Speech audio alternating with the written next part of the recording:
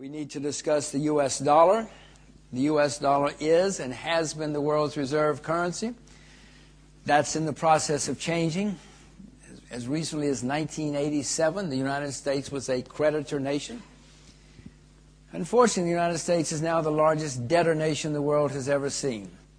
We in the United States owe the rest of the world $13 trillion. That's trillion with a T. We owe the rest of the world 13 trillion U.S. dollars. As you can imagine, being in debt by $13 trillion is serious stuff.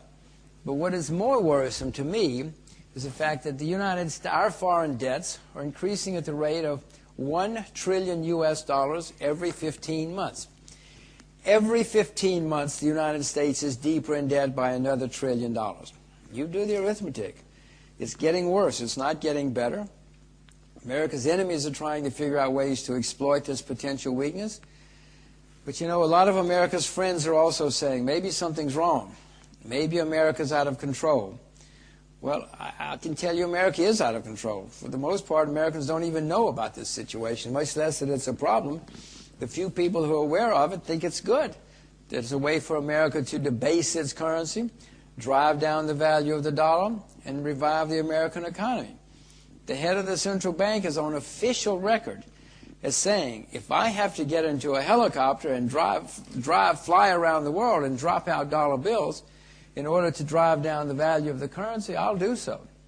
Now, this is a man who knows nothing about markets, who knows nothing about economics, who knows nothing about currencies. He only knows one thing.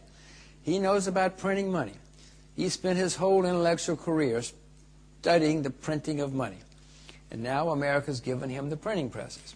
He's running them at a very rapid rate already. You wait till things get really bad. Things are bad, don't get me wrong. But when things get really bad, he's going to run those printing presses till we run out of trees, because that's his only way to solve the world's problems. It is a horrible way to run an economy.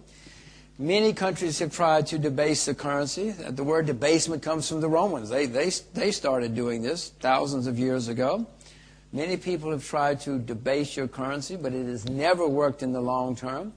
It has never worked in the medium term. Occasionally it works in the short term, but not always, as a way to revive your economy.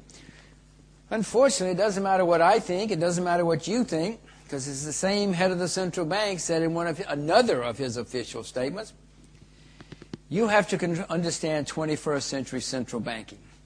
We control the printing presses, and we will run the printing presses as fast as we have to. You've got to take him at his word. He means every word of it. This is all he knows, and he's going to run those printing presses as long and as fast as he can. You've got to figure this out. Some of you remember or have read about when the pound sterling was the world's reserve currency, and when it lost its status, the reverberations were felt all over the world. A lot of people lost fortunes because they did not know what was going on. A lot of other people made fortunes because they figured out what was going on and they took advantage of it. Well, you need to do the same thing. You've got to protect your families, your companies, your clients, yourselves, because this too is changing the world, and it will change it even more. I showed you my little girls. My little girls are American citizens. My little girls have bank accounts. My little girls do not have American bank accounts. My little girls have European bank accounts, because my little girls know what's happening to the U.S. dollar. They know that in their lifetimes it's going to be problematical at best, and they're trying to protect themselves. Plus, my little girls have to take care of me someday, too.